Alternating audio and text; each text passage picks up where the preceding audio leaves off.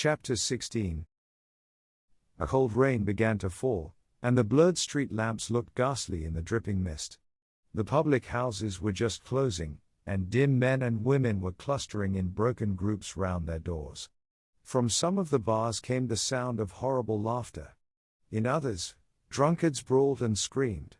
Lying back in the hansom, with his hat pulled over his forehead, Dorian Gray watched with listless eyes the sordid shame of the great city, and now and then he repeated to himself the words that Lord Henry had said to him on the first day they had met, to cure the soul by means of the senses, and the senses by means of the soul. Yes, that was the secret. He had often tried it, and would try it again now. There were opium dens where one could buy oblivion, dens of horror where the memory of old sins could be destroyed by the madness of sins that were new. The moon hung low in the sky like a yellow skull. From time to time a huge misshapen cloud stretched a long arm across and hid it. The gas lamps grew fewer, and the streets more narrow and gloomy. Once the man lost his way and had to drive back half a mile. A steam rose from the horse as it splashed up the puddles. The side windows of the hansom were clogged with a grey flannel mist. To cure the soul by means of the senses, and the senses by means of the soul. How the words rang in his ears. His soul, certainly, was sick to death. Was it true that the senses could cure it? Innocent blood had been spilled. What could atone for that? For that there was no atonement, but though forgiveness was impossible, forgetfulness was possible still, and he was determined to forget, to stamp the thing out, to crush it as one would crush the adder that had stung one. Indeed, what right had Basil to have spoken to him as he had done? Who had made him a judge over others? He had said things that were dreadful, horrible, not to be endured. On and on plodded the hansom, going slower, it seemed to him, at each step. He thrust up the trap and called to the man to drive faster. The hideous hunger for opium began to gnaw at him. His throat burned and his delicate hands twitched nervously together. He struck at the horse madly with his stick. The driver laughed and whipped up. He laughed in answer, and the man was silent. The way seemed interminable, and the streets like the black web of some sprawling spider. The monotony became unbearable, and as the mist thickened, he felt afraid. Then they passed by lonely brickfields. The fog was lighter here, and he could see the strange, bottle-shaped kilns with their orange, fan-like tongues of fire. A dog barked as they went by, and far away in the darkness some wandering sea-gull screamed. The horse stumbled in a rut, then swerved aside and broke into a gallop. After some time they left the clay road and rattled again over rough paven streets. Most of the windows were dark, but now and then fantastic shadows were silhouetted against some lamplit blind. He watched them curiously. They moved like monstrous marionettes and made gestures like live things. He hated them. A dull rage was in his heart. As they turned a corner, a woman yelled something at them from an open door, and two men ran after the hansom for about 100 yards. The driver beat at them with his whip. It is said that passion makes one think in a circle. Certainly with hideous iteration the bitten lips of Dorian Gray shaped and reshaped those subtle words that dealt with soul and sense, till he had found in them the full expression, as it were, of his mood, and justified, by intellectual approval, passions that without such justification would still have dominated his temper. From cell to cell of his brain crept the one thought, and the wild desire to live, most terrible of all man's appetites, quickened into force each trembling nerve and fiber. Ugliness that had once been hateful to him because it made things real, became dear to him now for that very reason. Ugliness was the one reality. The coarse brawl, the loathsome den, the crude violence of disordered life, the very vileness of thief and outcast, were more vivid, in their intense actuality of impression, than all the gracious shapes of art, the dreamy shadows of song. They were what he needed for forgetfulness. In 3 days he would be free. Suddenly the man drew up with a jerk at the top of a dark lane. Over the low roofs and jagged chimney stacks of the houses rose the black masts of ships. Wreaths of white mist clung like ghostly sails to the yards. "Somewhere about here, sir, ain't it?" he asked huskily through the trap. Dorian started and peered round. "This will do," he answered, and having got out hastily and given the driver the extra fare he had promised him, He walked quickly in the direction of the quay. Here and there a lantern gleamed at the stern of some huge merchantman. The light shook and splintered in the puddles. A red glare came from an outward-bound steamer that was coaling. The slimy pavement looked like a wet mackintosh. He hurried on towards the left, glancing back now and then to see if he was being followed. In about 7 or 8 minutes he reached a small shabby house that was wedged in between two gaunt factories. In one of the top windows stood a lamp. He stopped and gave a peculiar knock. After a little time he heard steps in the passage and the chain being unhooked. The door opened quietly, and he went in without saying a word to the squat misshapen figure that flattened itself into the shadow as he passed. At the end of the hall hung a tattered green curtain that swayed and shook in the gusty wind which had followed him in from the street. He dragged it aside and entered a long low room which looked as if it had once been a third-rate dancing saloon. Shrill flaring gas jets, dulled and distorted in the fly-blown mirrors that faced them, were ranged round the walls. Greasy reflectors of ribbed tin backed them, making quivering discs of light. The floor was covered with ochre-colored sawdust, trampled here and there into mud, and stained with dark rings of spilled liquor. Some Malays were crouching by a little charcoal stove, playing with bone counters and showing their white teeth as they chattered. In one corner, with his head buried in his arms, a sailor sprawled over a table, and by the tawdrily painted bar that ran across one complete side stood 2 haggard women, mocking an old man who was brushing the sleeves of his coat with an expression of disgust. "He thinks he's got red ants on him," laughed one of them, as Dorian passed by. The man looked at her in terror and began to whimper. At the end of the room there was a little staircase, leading to a darkened chamber. As Dorian hurried up its 3 rickety steps, the heavy odor of opium met him. He heaved a deep breath, and his nostrils quivered with pleasure. When he entered, a young man with smooth yellow hair, who was bending over a lamp lighting a long thin pipe, looked up at him and nodded in a hesitating manner. "You here, Adrian?" muttered Dorian. "Where else should I be?" he answered, listlessly. "None of the chaps will speak to me now. I thought you had left England. Darlington is not going to do anything. My brother paid the bill at last. George doesn't speak to me either. I don't care," he added with a sigh. "As long as one has this stuff, one doesn't want friends. I think I have had too many friends." Dorian winced and looked round at the grotesque things that lay in such fantastic postures on the ragged mattresses. The twisted limbs, the gaping mouths, the staring lusterless eyes, fascinated him. He knew in what strange heavens they were suffering, and what dull hells were teaching them the secret of some new joy. They were better off than he was. He was prisoned in thought. Memory, like a horrible malady, was eating his soul away. From time to time he seemed to see the eyes of Basil Hallward looking at him. Yet he felt he could not stay.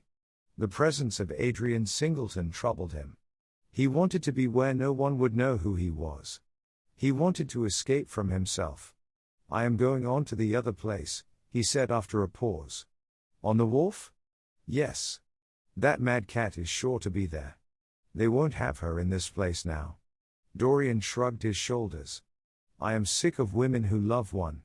Women who hate one are much more interesting. Besides, the stuff is better. Much the same. I like it better. Come and have something to drink." "I must have something." "I don't want anything," murmured the young man. "Never mind." Adrian Singleton rose up wearily, and followed Dorian to the bar. A half-caste, in a ragged turban and a shabby ulster, grinned a hideous greeting as he thrust a bottle of brandy and 2 tumblers in front of them. The women sidled up and began to chatter.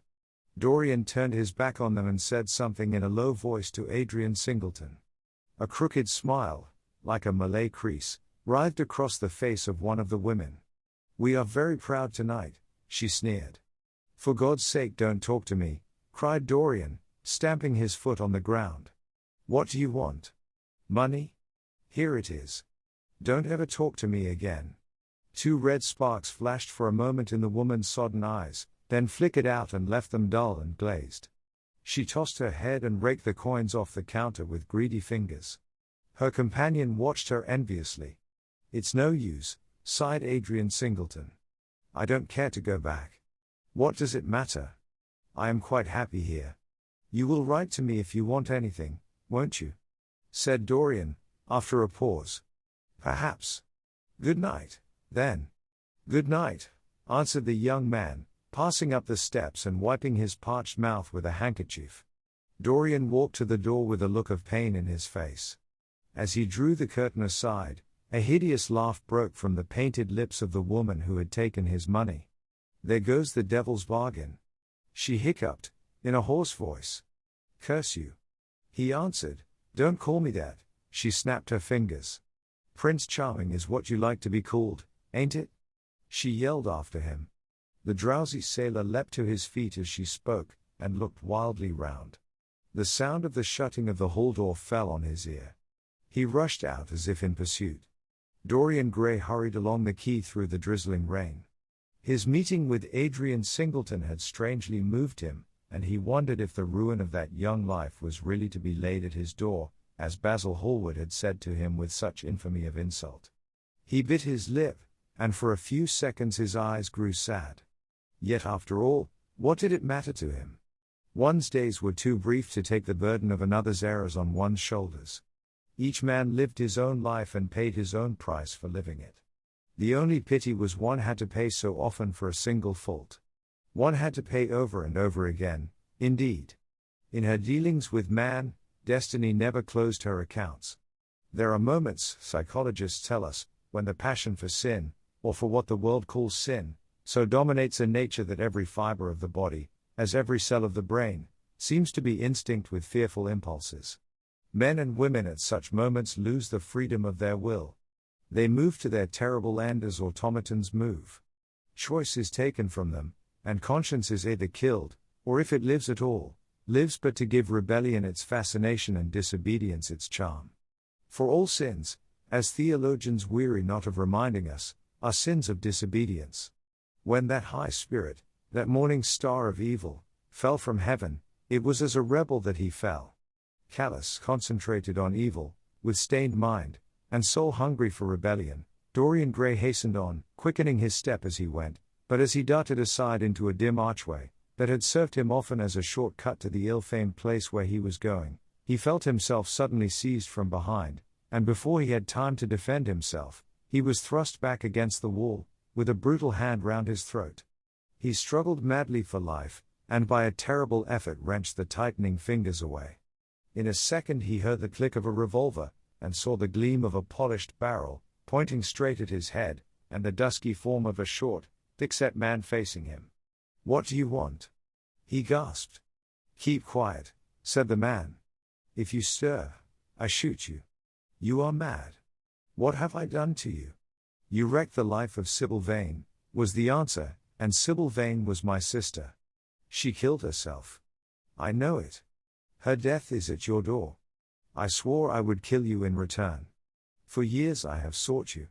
I had no clue, no trace. The two people who could have described you were dead. I knew nothing of you but the pet name she used to call you. I heard it tonight by chance. Make your peace with God, for tonight you are going to die." Dorian Gray grew sick with fear. "I never knew her," he stammered. "I never heard of her. You are mad. You had better confess your sin, for as sure as I am James Vane, you're going to die." There was a horrible moment. Dorian did not know what to say or do. "Down on your knees," growled the man. "I give you 1 minute to make your peace, no more. I go on board tonight for India, and I must do my job first. 1 minute. That's all."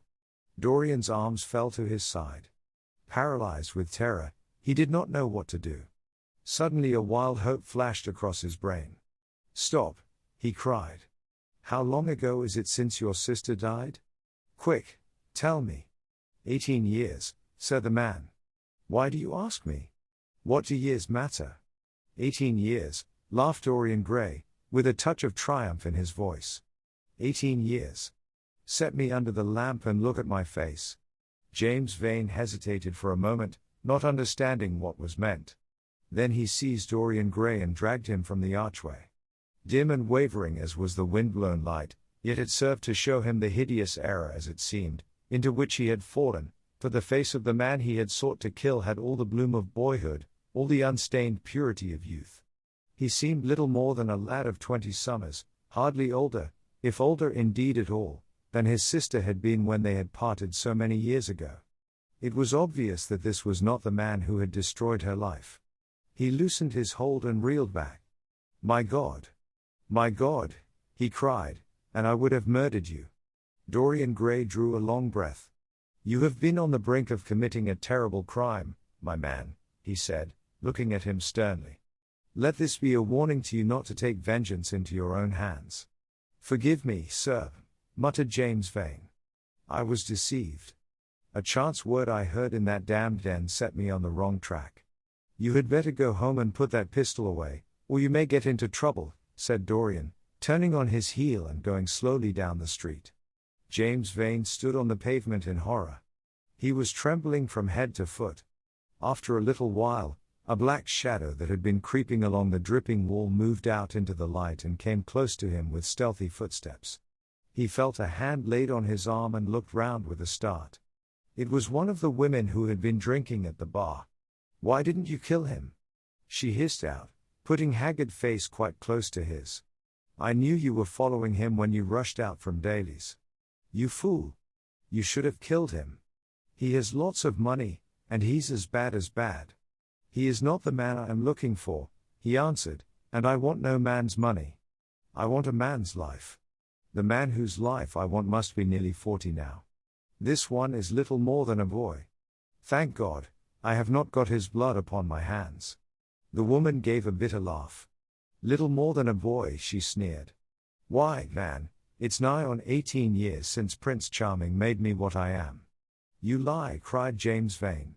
She raised her hand up to heaven. Before God I am telling the truth, she cried. Before God? Strike me dumb if it ain't so. He is the worst one that comes here. They say he has sold himself to the devil for a pretty face. It's nigh on 18 years since I met him. He hasn't changed much since then. I have though, she added, with a sickly leer. You swear this? I swear it, came in hoarse echo from her flat mouth. But don't give me away to him, she whined. I am afraid of him. Let me have some money for my night's lodging. He broke from her with an oath and rushed to the corner of the street, but Dorian Gray had disappeared. When he looked back, the woman had vanished also.